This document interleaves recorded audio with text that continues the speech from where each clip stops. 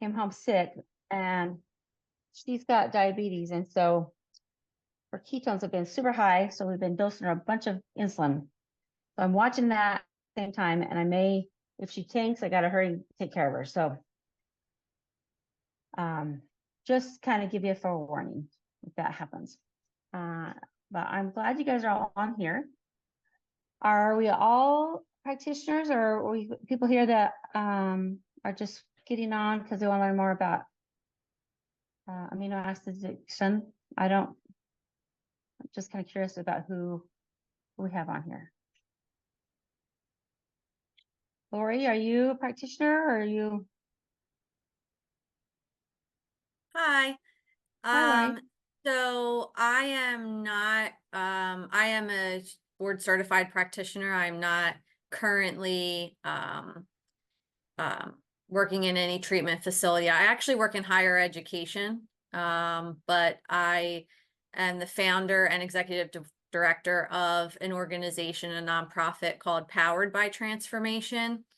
And so we specifically work with inpatient treatment facilities and implement weightlifting programs at those facilities. Oh, wonderful. Awesome. Okay, great. Janet, are you? It just says Janet. I'm just wondering if you're a practitioner or you're on here as a, let me, if you want any more information. I am a retired educator with a lot of experience with amino acids for my own personal well-being, and a big fan of Julia Ross. Oh, I love Julia. Okay, so I'm going to get started here. And what I want you to think here is I go out and present a lot, and most of the people I present to have no clue about the three-legged stool and how it all works. And so I thought I would just kind of give you the presentation that I usually give to them. Sounds like most of you have already been familiar with it. Also, good to have you on here. Suzanne and Carolyn, I'm glad you guys are all here. Also, if Anne is on here too, thank you guys for joining me. So that's what I'm gonna do.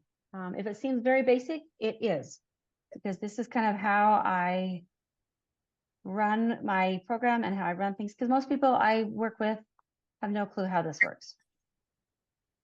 So I'm gonna present here with my cute little presenting slide here.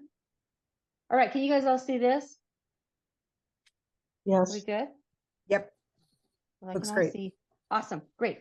So if you have questions, let me know, because I'm seeing a little bit of you on the side, but I don't normally like to use a presentation like this, but it's very appropriate for right now. So I'm going to talk about, what does a three-legged stool have to do with addiction? A lot of you that are in this, who've taken Christina Veselick's class, learned about the three-legged stool and why it's so important. But I just want to address it in a way that anybody who doesn't understand it can understand it a little bit better. How do I? Oh, there we go. Okay, so this is Feed Your Brain, Change Your Life. I like to address the fact that stop putting a Band-Aid on your symptoms, because when you get to the root of the problem, it gets rid of the problem. If you don't get the root, then the problem persists. Okay, so what's your why?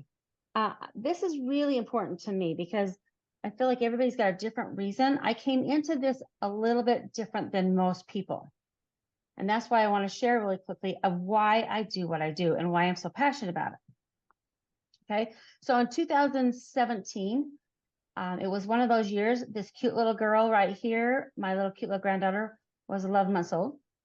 And she, January 27th, oh my gosh, like tomorrow, what is it? Anyway, my daughter called me and said, Mom, we're taking her to the hospital. Something's wrong with her. Her blood sugar was 600 or 711. And they told us, your granddaughter has diabetes, which was so out of this world, didn't make any sense to me, because she hadn't even been sick. She got sick she had 2 ear infections and ended up in the hospital. That's her right there. This is her today. And today she's not feeling very good either. So diabetes is kind of an interesting thing when you have little children. My other daughters, yeah, that was you. My other daughter, my second daughter, was pregnant with a little baby. Everything was great. Had this cute baby. Okay, good. Everything went great. And 3 days later, she ended up with postpartum OCD and ended up in the psych ward, which was super crazy. I have 3 daughters. And I tell you this because this was the year of craziness. I had my house flood. I had my dishwasher. It was like one of those years. And I have 3 daughters. My third daughter was in jail, not for the first time, not the second, third, but the 4th time. So all 3 for 3 was just one of those crazy years that I felt high stress. But this daughter of mine, at age 6, she was diagnosed with anxiety. And I did what most moms did at the time, went and took her, got her on some medication. They just said, it's a little bit of a chemical imbalance. Give her some medication and she'll be fine. And that's what we thought. That's all I knew. I didn't know that there was any other options until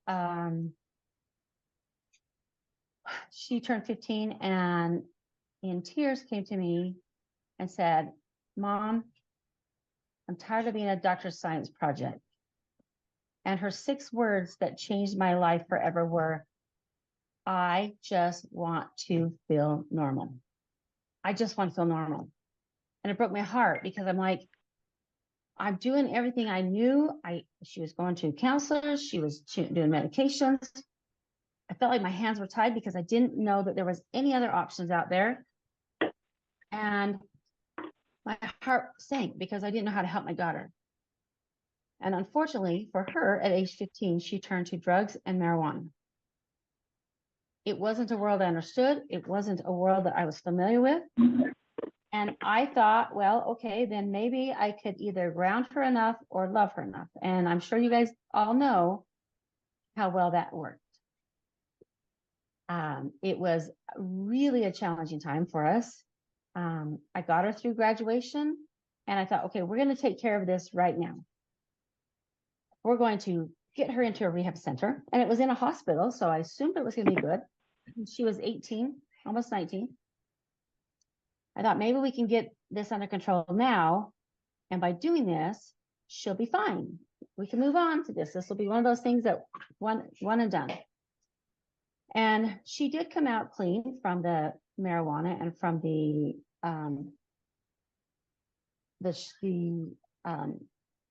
alcohol. But she came out addicted to sugar, caffeine, and tobacco. And I thought, well, okay, maybe that's not the best, but at least maybe at least those are legal at the time. So I thought, yay, we're done with this. We beat this addiction thing, and in my nativity thought, yay, we're going to move forward. Well, 30 days later, she was introduced to meth by the roommate that she stayed with in the addiction center. And that changed our world completely. It put me on this fear roller coaster of how can I help my daughter? What is going on? I didn't understand addiction. When she went to jail the first time, I thought, great. Actually, the first time she went to jail, I actually breathed a sigh of relief because I thought, for the first time, I know where my daughter's at. I slept. And when she came out, my thought was, okay, she came out and, if I ever went to jail, I'd never have to go back there. So we're good. And unfortunately, I watched this cycle. Mom, I'm going to stay clean. And I really believed her that she would stay clean. She wanted to so bad. And I watched her white knuckle up. So here I am. I'm going to stay clean, stay clean, stay clean. 6 months, relapse, end up in jail. Stay clean, stay clean, stay clean. 6 months, end up relapsing and end up in jail. And one of those times that she went to jail was actually because I had to call the cops on her, because if you've ever worked with somebody on meth, it's very scary. She was very strong. I lived in complete fear that she was either going to kill me, kill herself, or kill somebody else, or end up in jail. And like I said, we went down that path. And so this 4th time, I thought, there's got to be an answer. what am I missing and what is it that I don't understand? Because she had friends that would use drugs and alcohol, and then they were fine. So why was it that for her, it became a death sentence? And so it was November when I knew, well, the end of November, and I did the only thing I could do, and I prayed. And I asked God, you know what, I got to find an answer. Honey, don't do that, okay? And 2 days later, there was a story on TV by a Consumer Report guy who was talking about how they were using amino acids through an IV at a local recovery center, and that they were having great success. After 3 days, the cravings started to go away. After 10 days, it was completely gone. And I knew it was my answer. But when they said it's $1,000 a day, I thought, can there be a different answer? But I thought there's got to be more to this. So I thought, well, you know, they told us a little bit in the clip that, you know, it was the neurotransmitters and these are the ones that they were. And, you know, by taking different amino acids, it can help to reduce those cravings. So my thought was, I'm just going to go to the health food store. I'm going to go buy a whole bunch of amino acids and I'm going to give it to her in large amounts. And maybe it may not work in 10 days, but maybe in a month. I didn't know, but I was willing to do whatever I could. At the time, I called my son-in-law, who was a nurse, and I said, look, I'm going to the health food store. I'm going to buy all these amino acids. How much should I give her? And he said, very wisely, you can't just throw amino acids at people. You need to understand how they work. And I was like, okay, good advice. So next step is I turned to who? Dr. Google. And I Googled amino acid supplements used in recovery centers. And I found one in Florida. And I called and I talked to the owner. His name was Lyle. What was the last name? I lost, my brain's just gone blank. Carolyn, what's Lyle's last name? Do you remember? Murphy. No, Lyle, it starts with an F. Phil. Oh, not Lyle. Anyway, Oh, okay. the other Lyle that was on our board. Yeah. And I Yeah, said to him, look, I have a daughter who is in addiction. I also work, I'm a hypnotherapist. I have clients that I work with them and they have the desire and yet they keep coming back just like nothing happens. So it's like 50 first dates. And I feel like maybe there's a chemical imbalance going on in the brain that I don't understand. What can you teach me about amino acids? And he said, you know what? I could teach you everything, but in 2 weeks, we're having a training in Salt Lake City, which is 30 minutes from my house. If you sign up for that class, which was Christina's class, Veslak, that if you sign up, you're gonna learn everything you need to know. And that was my answer. And I know that Valsa was in that class with me, and so was Salvatore. Lyle Freed. Lyle, there we go. Thank you. Lyle Freed. The funny thing is I walk in, Lyle Freed, and I walk into that class and I'm late. And there's all these practitioners and there's doctors and everything. And there was one place to sit up at the front and Christina was talking and Lyle was talking and I sat down and it just happened to be right by Lyle. And I thought, isn't that kind of funny that he's the one I had talked to about it and now I'm sitting by him. But what I learned changed my life. And many of you have taken the class, you are already practitioners, you understand what I'm saying. But I came home and my daughter went from this to this by using amino acids. And I knew that they worked. And as long as she stayed on them, they worked. Now she's been on a different roller coaster because there's a lot that goes on with addiction, but that was powerful to me. And so I thought, I want to share this with the world. Because had I known this information when she was 6, she may not have turned to drugs and alcohol at age 15. I truly believe that. And so I started sharing that. And you know, the one thing that made me really angry, which when I was in the class, it made perfectly sense. But my thought was, why didn't I know about this stuff when she was 6? I knew that I'd read Julia's book and Trudy Scott's book. I went to class and I'm like, okay, this information's been out since the 90s. So if it's been out since the 90s, why am I just hearing about it right now? And well, you know, we all know why, is because it doesn't make money for the pharmaceutical companies. But I was angry. And that anger was a true emotion that led me into wanting to share this with anybody that will listen.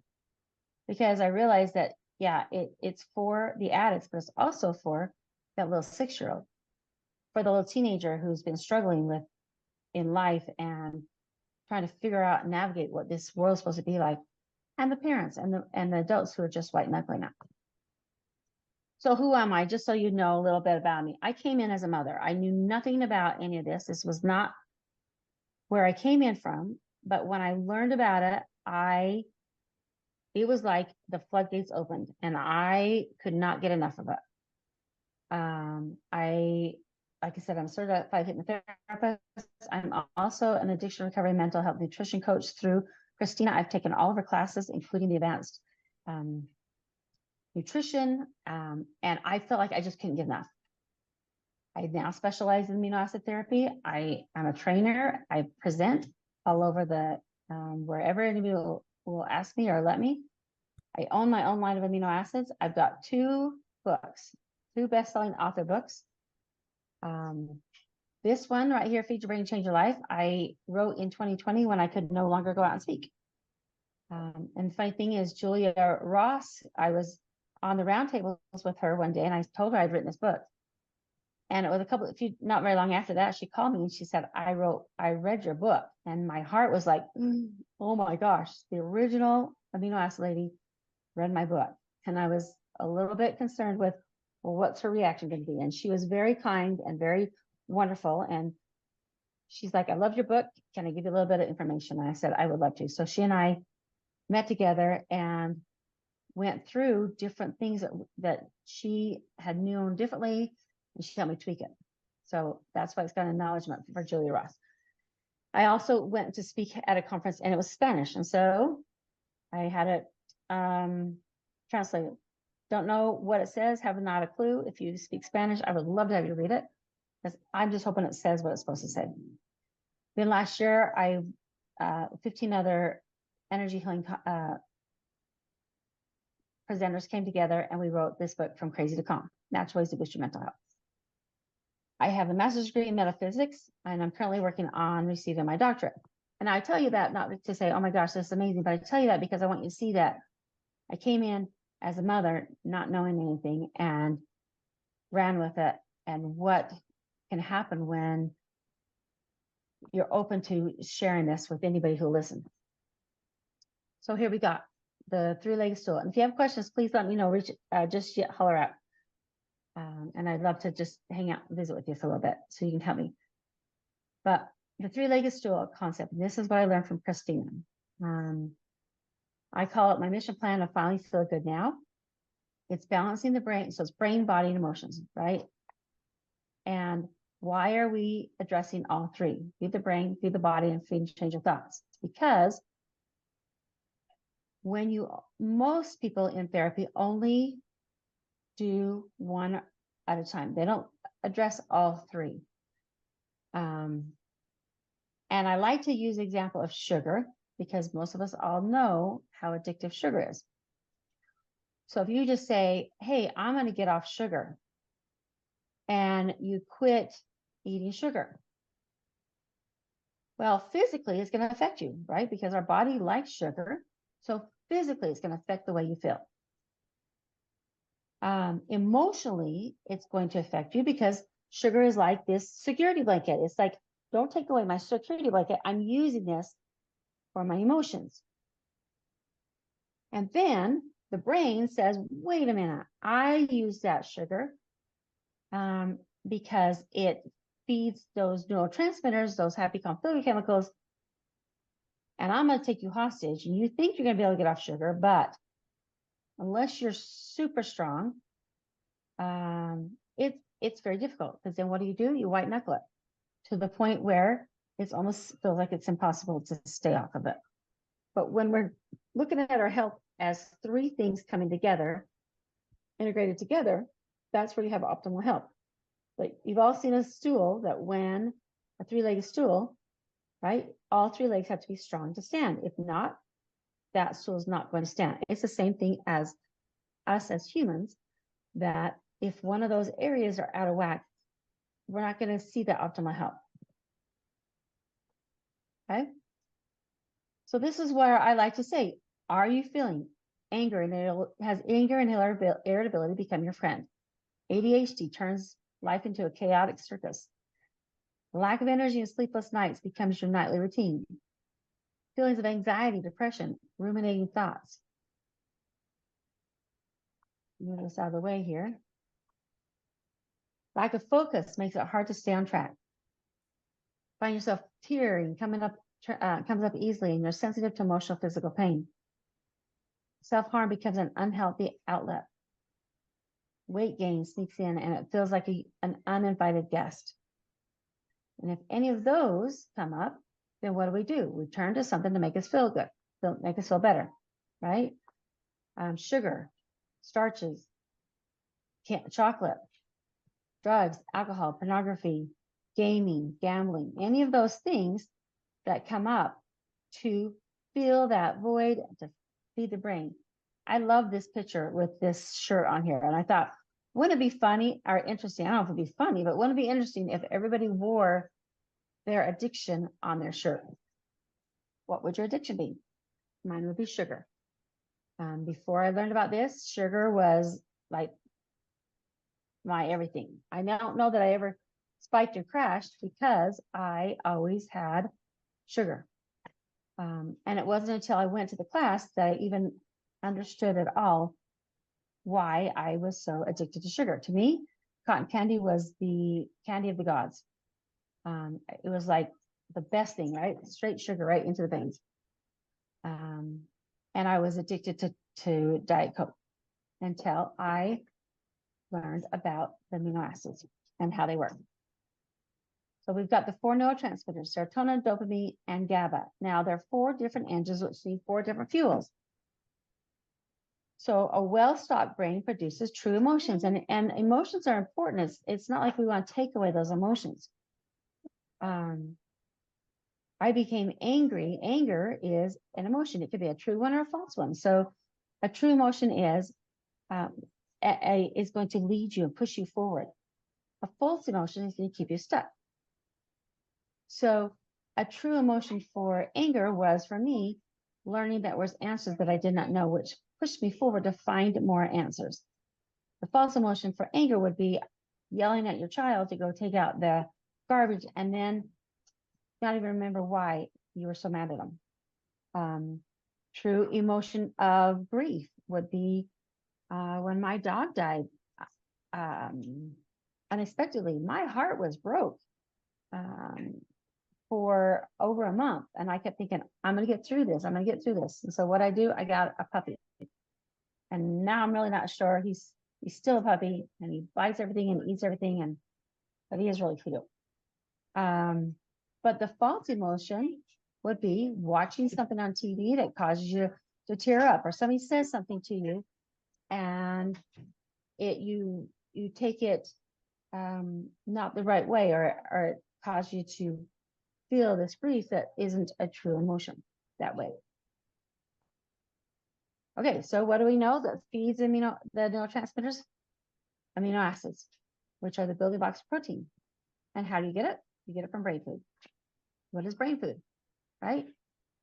So brain food are specific amino acids that are geared to feeding the brain, those neurotransmitters in the brain: serotonin, dopamine, GABA, and endorphins.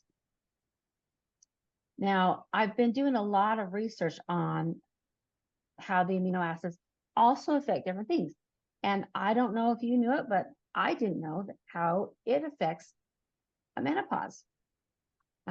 I know that when I went through menopause, I just thought, what is this? Like, who thought this was a great idea to all of a sudden you have this fire that comes in from the inside out. Those, your body feels like it's on fire, or you go to sleep at night and you wake up and you're drenching wet. I thought to myself, that is what is going on. And I didn't realize, because progesterone and estrogen affect the amino acids, those neurotransmitters. Did you know that? I didn't know that, but it does. So we've got serotonin, and the true emotions are positive, confident, flexibility, easygoing. The false one is you become negative, obsessive, worried, irritable, racing thoughts. What does the brain crave? It craves afternoon and evening cravings of sugar, starches, alcohol, marijuana, ecstasy. You see here at the bottom, menopause. With the reduction of progesterone and estrogen, it causes mood swings. Low estrogen also causes hot flashes and night sweats. So crazy. So by taking 5-HTP, which converts to serotonin, taking tryptophan, I usually take that at nighttime, is tryptophan converts to 5-HTP, which converts to melatonin. And as many of you know, that these are the two that you got to be careful with when it comes to when you take an antidepressant, making sure that these are taken at least 4 to 6 hours away from the before or after you take the antidepressant. And if you're taking 2 antidepressants, then you don't take those yet until you are not taking the 2 antidepressants. Okay, then we move on to dopamine. So the true dopamine is you feel energized, upbeat, alive. And and then false one would be flat, lethargic, apathy, lack of focus. So I like to tell my clients that there's 2 kinds of depression. The first one is serotonin, that black cloud like an Eeyore. The second one is apathy, I just don't care, which is dopamine. And you can have both of them. So you're craving something for stimulation. Sugar, starches, caffeine, aspartame, tobacco, meth, and cocaine. Menopause, reduction of estrogen, reduces dopamine.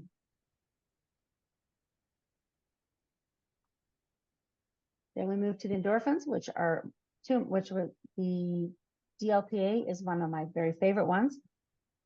This one I use a lot, even for myself. But you're looking for something, comfort, reward, and numbing. So comfort foods, pizza, mashed potato gravy, things that are going to make you feel good, ice cream, sugar, excessive social media, TV, exercise, gaming, gambling, pornography, self-harm, opiates, and heroin. So the true endorphins are feeling cozy, comfort, pleasure, euphoria. False ones is crying over commercials or oversensitive. So by taking DLPA is going to help to support the endorphins. Tyrosine is a sustained energy. Your body creates it. And what it's going to do is it's going to sustain you. So it's not like caffeine where you're going to spike and crash. It just makes you feel like you're awake. And DLPA helps you to feel like you're alive. Love. Yeah. And then the last one is GABA. And GABA is also one of my favorites. It's when you physically, where serotonin is racing thoughts in the brain, the anxiety that starts in the thoughts. GABA is when you physically feel that feeling. So I call it that uptight, overstressed, can't calm down, like not in your stomach, like want to bite somebody's head off type feeling. Turning to sugars and starches, alcohol, marijuana, and benzodiazepines. Now this one is menopause, which is interesting because with the reduction of progesterone, it reduces GABA.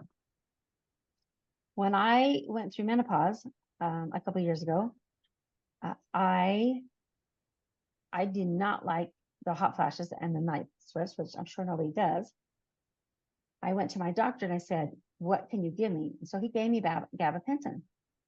Because he's like, it's going to hit those nerve endings and it's going to help you so that it stops the night sweats and the hot flashes. So in my thought, I thought, well, why wouldn't GABA work?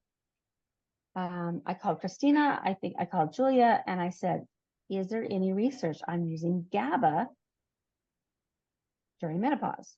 So there isn't. At least I couldn't find any then. So this is, according to me, I switched to GABA and it did make a difference. So that's just to give you that information. But you'll not find anything in there that will tell you that GABA will help with menopause. Well, baby, thank you. Okay, the best thing about these is what I love is that they're inexpensive, easily accessible, and if you need them, you're going to feel a difference within 20 minutes or less. And to me, that's powerful.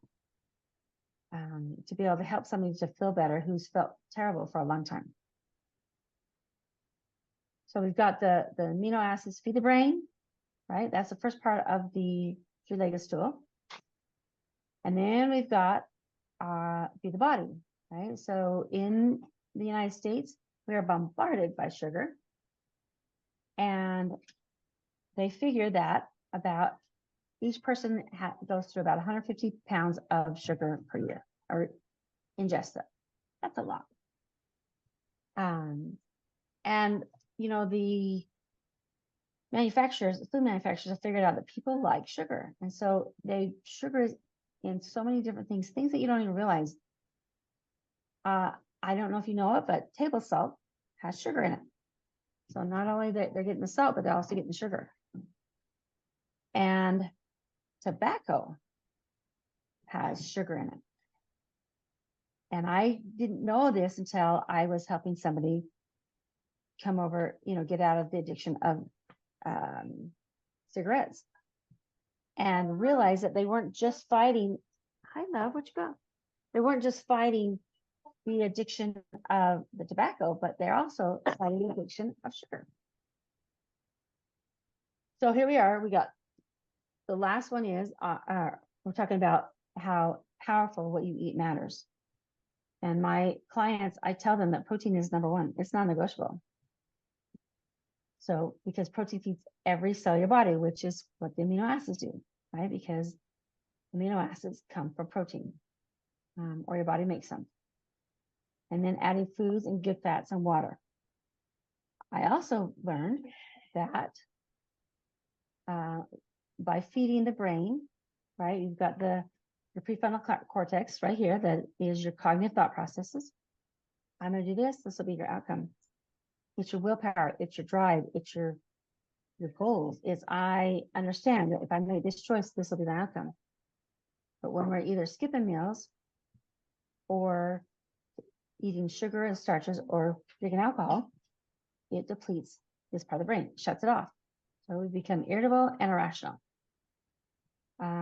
And so also when you use your brain, so if you're on the computer a lot, your brain, you deplete yourself from glutamine. When you exercise, you deplete yourself of glutamine. And it causes that hangry feeling. It causes some brain fog. And so what do? I take and make sure I put some in my water. If I'm working on the computer and I know I'm going to be busy, I put it in my water. It makes a huge difference. So L-glutamine is going to help to balance your blood sugar. It's also going to help to heal your cells in your stomach. And I found this yesterday about another part of menopause is that depleted progesterone and estrogen affects how cells respond to insulin. And it triggers that blood sugar fluctuation. Also, because it feeds and it heals the cells of our body, it also helps to support the immune system, which we're all in the winter. Well, I think we all are. We're right in the middle of winter in Utah, and keeping the immune system up is super important. I didn't know that either. Okay, so I came up with this idea because when I speak at conferences, I thought, how can I explain this to people so they can see visually, because I like visuals, what this even looks like. So here we go. We've got the brain, it's become depleted. A depleted brain creates symptoms and false emotions, which then creates cravings and addictions. You know, if we feed the brain with the brain food, which are those specific amino acids, it helps to balance brain. By balancing the brain, it helps to reduce the symptoms and the false emotion, reduce the cravings and addictions, which equals a happy, healthy brain equals happy, healthy humans. And by using this is a visual for people to see that how that process works. I call my business Feed Your Brain, Change Your Life. And I say it's that simple. Now that isn't to kind of, what's the word? Undermine the fact that how addiction is a serious event. But the idea is that there are answers, and most of the rehab centers don't do anything about this, right? They have great programs, they have communication, they have connection, they have therapy, they teach them some great things. But you know, my daughter had gone through some addiction centers, and she went into one, and I was frustrated because I'm like, no, why is this not working?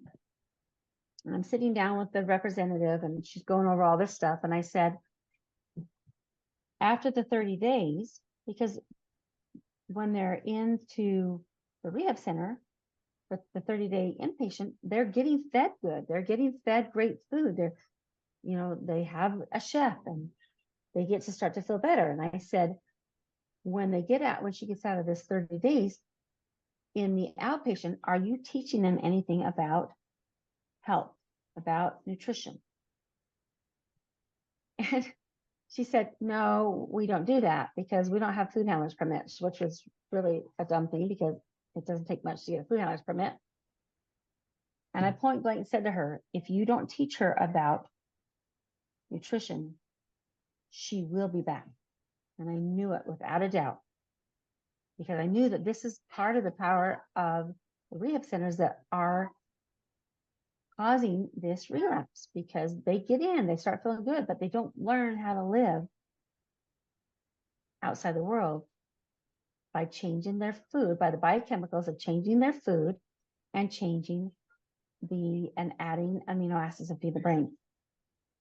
It wasn't until the last center that she was in that they actually had amino acids there, and they had a chef. So during her inpatient time, they actually were taught how to cook. In fact, the chef would sit down with them, and they make up a menu each week, no sugar, very little carbs, very high in veggies and proteins, which were mostly a vegetarian vegan protein.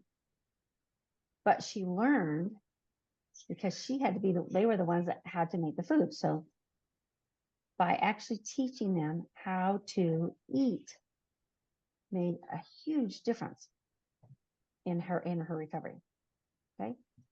Now, I'm not going to really go into hypnotherapy because what I wanted to do is talk about the emotions, right? So we fed the brain, we feed the body, and then we got to change those thoughts, right? Because we have this broken software program going on in our brain, right? We got 10%, which is conscious, 85%, which is subconscious. 10%, the conscious is, you know, I got to get up, I got to go to work. It's your goals. But that subconscious are where the limiting beliefs and the negative thoughts and the negative stories sit. And we don't always know what these are. But when it comes to addiction, there are some definite negative thoughts, negative stories, and limiting beliefs. It's almost like you're on this broken software program where it's just running around like in circles. And somehow you got to break that so that you can change the thought process. Stop the sabotaging. What is the underlying thing that's holding them back? What got them into the addiction in the first place? It could be past trauma. It could be childhood events. It could be just the way the brain is working. But by addressing those and getting to the root of them and getting the brain to have an aha that, oh, wait a minute, okay, I don't have to think this way anymore, because your subconscious job is to keep you safe and protected. Just like a child believes every story that they're told, not every story that they're told is true. The subconscious believes every story that it accepts as truth, but not every story that it accepts is true. But the job of the subconscious is to keep you safe and protected. So if it's keeping you safe and protected from a limiting belief in a thought story, then it's utilizing, I use hypnotherapy, you could use psychotherapy, you could use whatever therapy you want to use, but it's getting to the root of it. Like I said at the beginning, that to be able to stop the problem, you got to get the root of the problem. And if you don't get the root of the problem, you don't change the problem. And that's what hypnotherapy does. But it's finding whatever that looks like to be able to change the emotions, the limiting beliefs, and those false stories.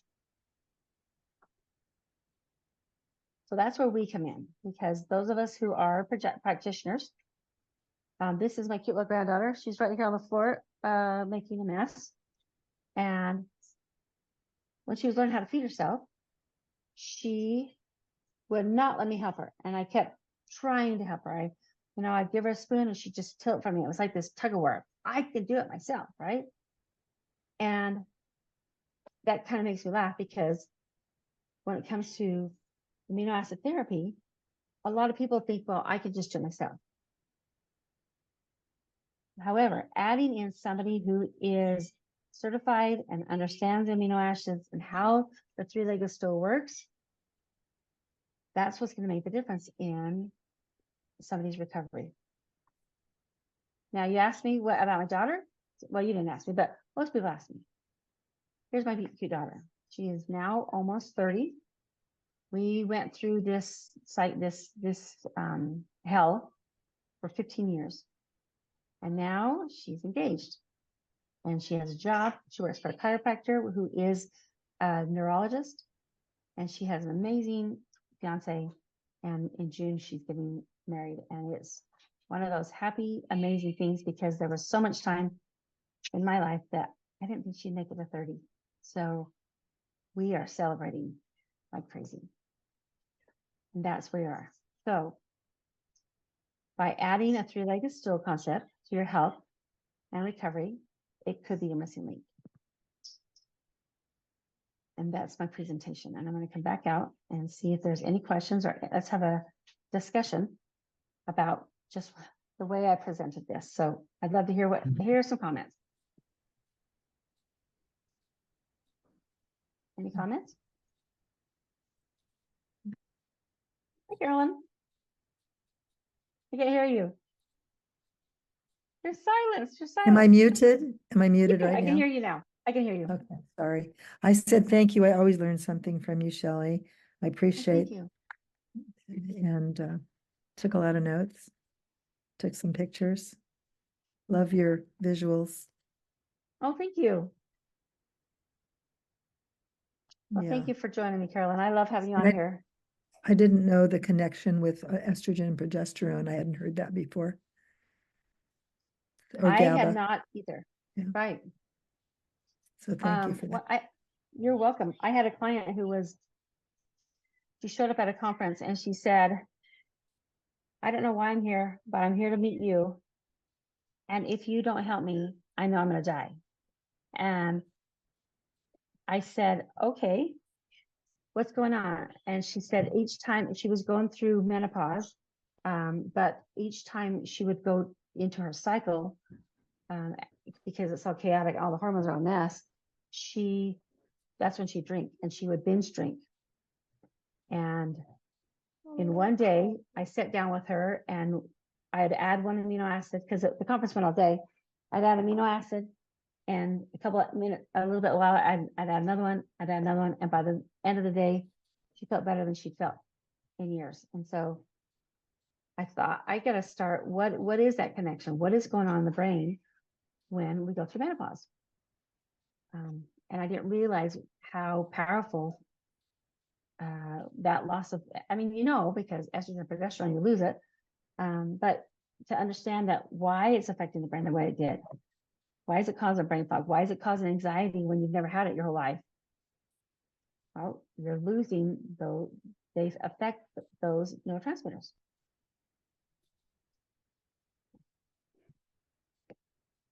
Shelly, I got a lot out of your presentation too. Thank you so much for bringing this to us like you just did.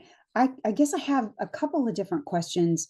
Okay. One of them is, do you have time to say a bit more about the two different types of depression? The one that's the result of serotonin deficiency versus dopamine deficiency. Like I heard you say something about that's the Eeyore type, but I wasn't sure which one you were saying was the Eeyore type. Like, anyway, can you say just a little bit more about that?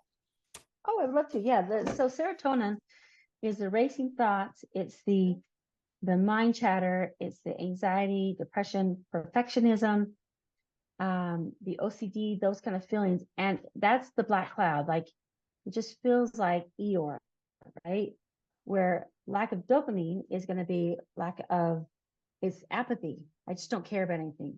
Lack of energy, lack of drive, feeling bored. And people can have both of them.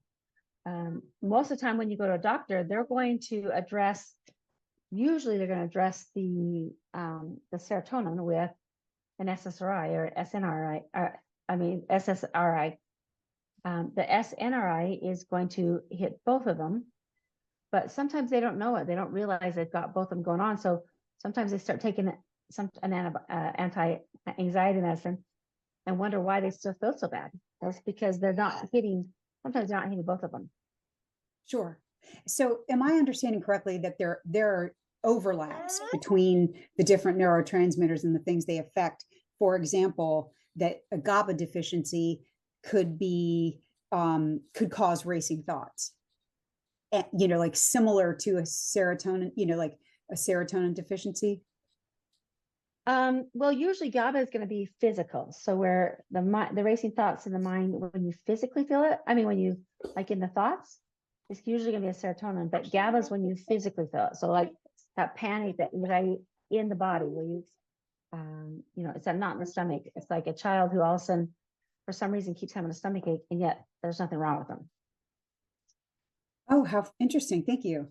And do you happen to know, like you were mentioning the rehab that your daughter went to that eliminates sugar from from the food they serve and goes generally low carb. Do you imagine within this community, there's a list anywhere of rehabs that follow that nutritional philosophy? I see you smiling, Carolyn, because I know you're trying to, you're trying to add to the number of rehabs that do that. But like, anyway, I don't suppose there's a list. We wanted that for so many years, and it's been so hard to make. Shelly, do you have one yet? I don't. I know of only two. Well, the one that she went to was called Diamond Tree, and it's in Kaysville. And that's the only one that I know of in Utah, besides the one that uses the amino acid therapy through IVs. But I don't remember what that one's called. But they're very few and far between, and I've spoken at some of the other ones. And why the thought is they don't want to because it causes people to relapse. But I can't imagine people going into recovery to not have somebody follow through and get better. But I don't understand that world very well. Carolyn, do you? What I was saying when we weren't recording was that it's such an incredible mind shift to use nutrition in addiction treatment and in mental health treatment. But even though people like Dr. Abram Hoffer, Hoffer, in the 1950s did double-blind placebo-controlled studies of schizophrenia and high-dose vitamin B3 and vitamin C, who uses it today, 70 years later? Hopefully someday, but we need some thought leaders to go viral in the internet of how powerful this is, and then things will change. So it's possible in this day and age for things to change a little faster. Right. We have to find those people. And maybe what Shelley's been doing with her go-getness of publishing these books and giving the speeches, the right people, the right thought leaders will see how powerful it is for their relatives or for them. Thank you, It's the Carolyn. best kept Appreciate that. secret in Western medicine. It's the best kept secret. Yes, it is. Mhm. And it's frustrating. Great questions, Julie. Appreciate that. Thank you. Mhm. I wanted Anybody to else add have any one thing to comments? what you said, Shelley, about the two kinds of addiction for Julie. If you think about addiction, I'm not addiction, about what was it that she Anxiety. has? Depression. Depression? Huh? The two kinds of What? depression. Depression, yeah. There's a depression that mea culpa. It's my fault. Things are going wrong. It's always my fault. That's serotonin. If it has nothing to do with me, but I look out the window and life is gray and I'm bored and I can't generate enough enthusiasm to do anything about it, and I'm depressed. It's outside me. That's the dopamine. Oh, I love Thank that. you. Thank you, Carolyn. Love That's a that. great Thank way to you. put it. I've never thought of it that way. Thank you. That's really great. Awesome. Any other comments or anything? If not, we're at our hour and we're going to. I'm Go ahead, curious, Julie.